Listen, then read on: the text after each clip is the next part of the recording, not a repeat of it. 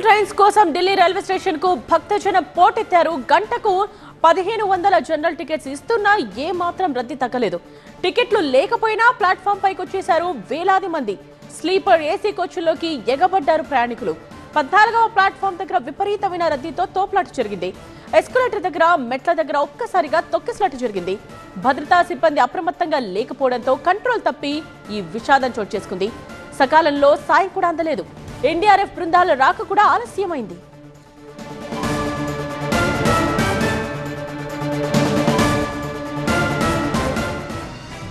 Delhi railway station లో ప్రస్తుతం associate editor Mahatma సిద్ధంగా ఉన్నారు. రైట్ నౌ సిచ్యువేషన్ ఎలా కనిపిస్తోంది మహాత్మా? ఏం జరుగుతోంది ఇక్కడ?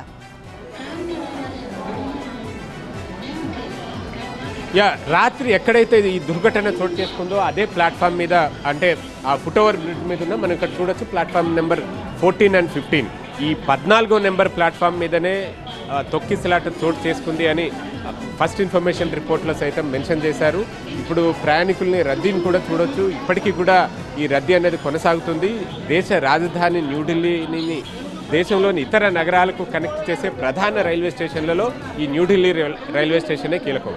ఇక్కడి నుంచి దేశం అన్ని మూలలకి అనేక రకాల రైళ్లు ఉన్నాయి. అవి బయలుదేరి వెళ్తుంటే అయితే రాత్రి 10 గంటల సమయంలో ఈ 13, 14, 15 ఈ 3 ప్లాట్ఫామ్లు కూడా ప్రయాణికులతో పూర్తిగా రద్దీ అయిపోయాయి. ఈ 13వ నెంబర్ ప్లాట్ఫామ్ సేనాని ఎక్స్ప్రెస్, అది బీహార్ వైపు దర్భంగా, అంటే న్యూఢిల్లీ నుంచి దర్భంగా వెళ్లే స్వతంత్ర సేనాని ఎక్స్ప్రెస్ నిలిచి ఉంది. ఇక 14 మీదకి స్పెషల్ ట్రైన్ రావాలి, 15 మీద జమ్మూ కాశ్మీర్ వైపు వెళ్లే ఒక ట్రైన్ నిలిచి ఉంది. అయితే ఈ అనౌన్స్మెంట్ గందరగోళం, 14 మీదకి వస్తుందని, రాదని, 16 అని చెప్పడం, దాంతో ప్రయాణికులంతా కూడా ఒక్కసారిగా ఒత్తిడికి గురయ్యారు. వారంతా క్రమంలో కింద ఆల్రెడీ ఫుల్గా ప్యాక్ అయిపోయి ఉంది ప్లాట్ఫామ్. ఈ ఫుట్ ఓవర్ బ్రిడ్జ్ నిండా మొత్తం జనం ఒకరికొకరు, అందులోనూ కిందికి దిగే సమయంలో ఈ ఒకరి మీద ఒకరు తోపులాటకి గురవడంతో ఇదంతా కూడా ఒత్తిడికి గురైంది. ఈ ప్రాంతం అంతా చెప్పులు, వాళ్ళ వస్తువులు, బ్యాగులతోటి చెల్లా చెదురుగా పడి ఉండింది. అంతా క్లియర్ చేశారు సిబ్బంది. ఇంకా కొన్ని వస్తువులు మాత్రం అక్కడక్కడ మనకు కనిపిస్తూ ఉన్నాయి. సిబ్బంది వాటిని క్లీన్ చేస్తున్న దృశ్యాలు కూడా, ఎందుకంటే అటు పక్కనున్న రేకుల మీద వరకు కూడా మరి వస్తువులు పడిపోయాయంటేనే ఎంత రష్, ఎంత రద్దీ ఉందో చూడొచ్చు.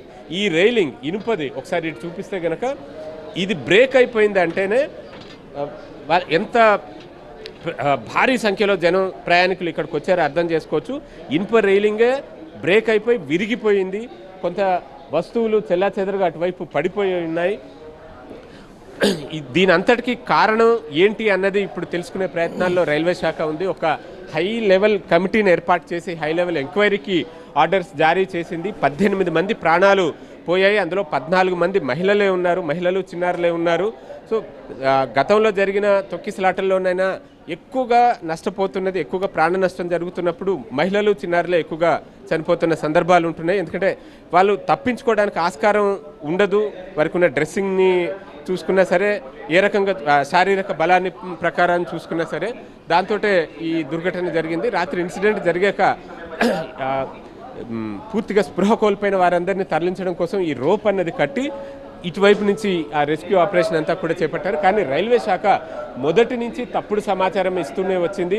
ఈ ప్లాట్ఫామ్ మీద రద్దీ పెరగడం వల్ల ఊపిరాడగా కొంతమంది అస్వస్థతకు గురయ్యారు అంటూనే నార్థన్ రైల్వే అధికారులు చెప్పుకుంటూ వచ్చారు.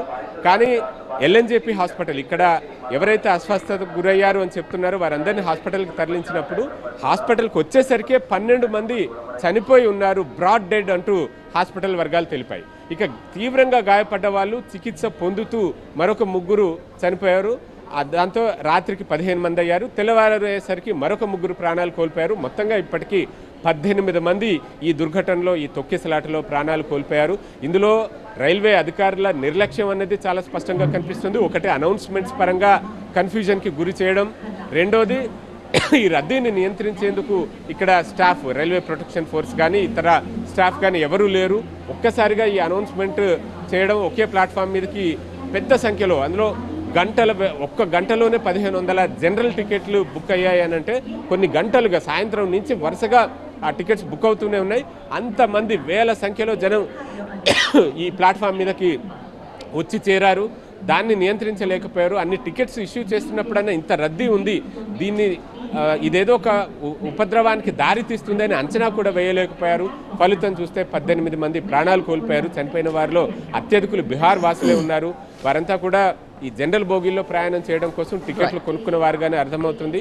హడావుడిగా తమ ట్రైన్ ఎక్కడ మిస్ అవుతుందోనన్న తొందరపాటుతోటి ప్రయాణికులు ఈ అనౌన్స్మెంట్ విన్న వెంటనే ఈ ప్లాట్ఫామ్ మీదకి పరిగెత్తుకుని వచ్చే ప్రయత్నంలో ప్రాణాలు కోల్పోయిన దుస్థితి ఇక్కడ కనిపిస్తుంది. ప్రస్తుతం అయితే ఈ ఏరియానంతా కూడా క్లియర్ చేసి పెట్టేశారు. రాత్రికి రాత్రే ఇన్సిడెంట్ జరిగిన తర్వాత చెల్లాచెదురుగా పడిపోయిన బ్యాగులు, వాళ్ళ చెప్పులు, వస్తువులు అన్నిటిని కూడా క్లియర్ చేసేసి ప్లాట్ఫామ్ని అంతా ప్రస్తుతం ఈ రకంగా క్లియర్ చేసి ఉంచారు. రైట్ మహాత్మా.